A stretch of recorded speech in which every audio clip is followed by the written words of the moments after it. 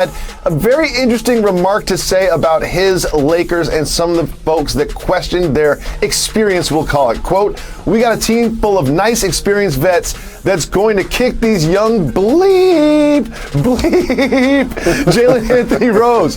What do you think about Russell Westbrook's confidence in his veteran-laden Lakers squad?" David Jacoby, you know how this works in basketball. It don't matter where they're playing. When the old guys come to the court and they still got some game and they got their own built-in team, they might not be able to play 10 games, but they're going to dominate those 5 games. That's what he's talking about. The 82 games, Russell is going to be going 100 miles and running. And a lot of those fast breaks, he's going to be out in front of the pack. And rightfully so, because he doesn't necessarily play his age. He's going to be at home. Russell, this is going to be like on steroids. Imagine wherever your favorite energy drink is, or caffeine or whatever. Russell's going to be that times playing in front of his home fans. A finals, but never overlook, and I got to make sure I always do this, the Milwaukee Bucks. Because what I saw Giannis do this year was truly special. Well, Jalen, when you look at this Lakers team, right, LeBron James, before the injury, was the MVP leader. Like, it was basically him and Embiid neck and neck for the MVP. He's aged, but his game is still as effective as it ever was. Russell Westbrook, do you remember what he did with the Wizards? Played 30 games with the Wizards and absolutely tore it up. He's still at the peak of his powers. AD, as you mentioned, is in his late 20s. I would say Carmelo Anthony's game has suffered due to his age, but the main three are still at the peak of their powers. Is LeBron as explosive as he used to be? No. So I don't doubt this team because of their age. I think they kind of make up this narrative. But you mentioned, look at the odds in the Western Conference.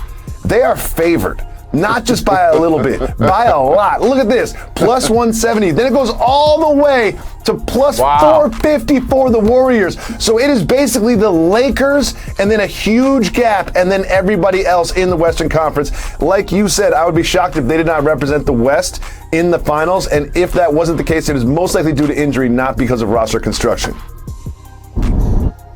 Well said, and I agree. And what you said about Melo, one thing he has done is reinvent himself as a three-point shooter, over 40% last year. Yep, and he's going to get a lot of catch-and-shoot threes, more than he's ever gotten in his career because of the creativeness of the playmaking of LeBron James and Russell Westbrook. Jalen Rose, we love. Players of the night, Melo Ball, Book Knight, Gordon Hayward, and Scary Terry securing the bag. Let's start the show.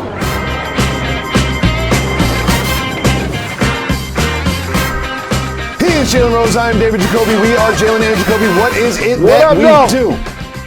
We get the people what they want. Russell Westbrook has some thoughts on his future with the Lakers, and Shohei Ohtani put on a show in Detroit. But we start our show with rehashing some drama that happened in Los Angeles between Kevin Durant and Draymond Green when they were on the Warriors.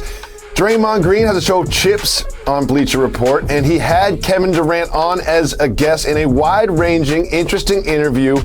A lot of it stemmed around this incident. Jalen, what do you think about Draymond and KD putting the blame on Kerr and Myers for some of the tension in that locker room? So this is a loaded circumstance, Jacoby, because it starts really when the Warriors came back from 3-1 and eliminated the Oklahoma City Thunder in a year where they broke the wins record in the NBA, the Golden State Warriors.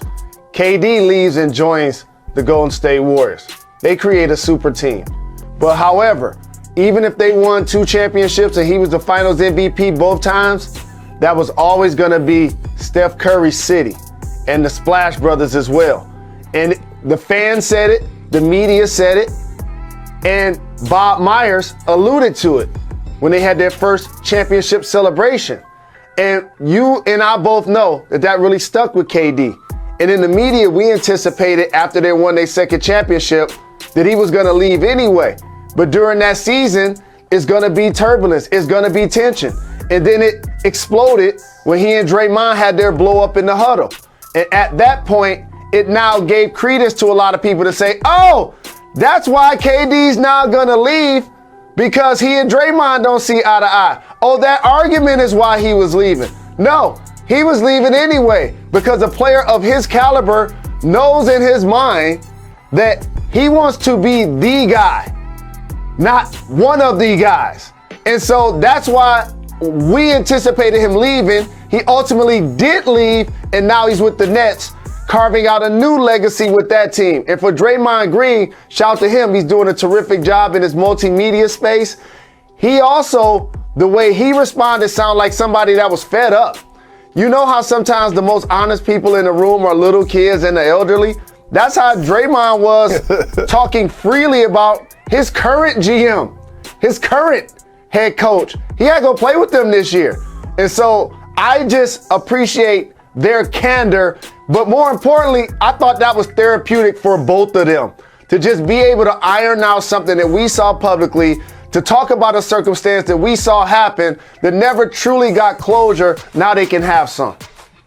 You make some great points, and one thing I think I need to bring up is Draymond Green reportedly was in the parking lot after the loss to the Cavaliers, calling Kevin Durant to bring him in. They won 2 championships together, and this tension was there. This argument reportedly was about the fact that KD wasn't committed to the team and he was going to leave anyway. This isn't KD's fault. This isn't Draymond's fault. This isn't Bob Myers' fault. This isn't Steve Kerr's fault. KD was already going to leave at that point. So to point back to this one argument in one game out of 82 regular season games as the reason he left is sort of misunderstanding the circumstances.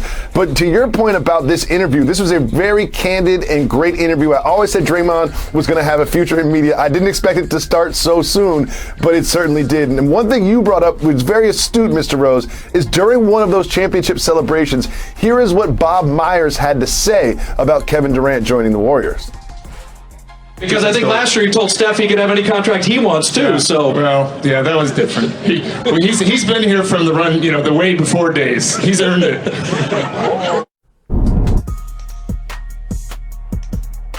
Jalen. Correct. And KD knows what the fans and media who question whether he should have left OKC to join the Warriors, and they try to say win a real ring. They try to say he joined the bandwagon type of thing. That's one thing. But when it happens at your championship parade, that has to sting. And I think that moment right there is kind of what their interview ultimately embodied. Absolutely. It was a great interview. Encourage everybody to check it out. It's on Bleacher Report. Great job by both Kevin Durant and Draymond Green. And I will always support Kevin Durant's decision to go to the Warriors, to join one of the best teams ever assembled to win championships. If that makes him happy, then God bless him. Moving on to Russell Westbrook, who had a very interesting remark to say about his Lakers and some of the folks that questioned their experience, we'll call it. Quote, "We got a team full of nice, experienced vets that's going to kick these young bleep. Jalen Anthony Rose, what do you think about Russell Westbrook's confidence in his veteran-laden Lakers squad?" David Jacoby, you know how this works in basketball. It don't matter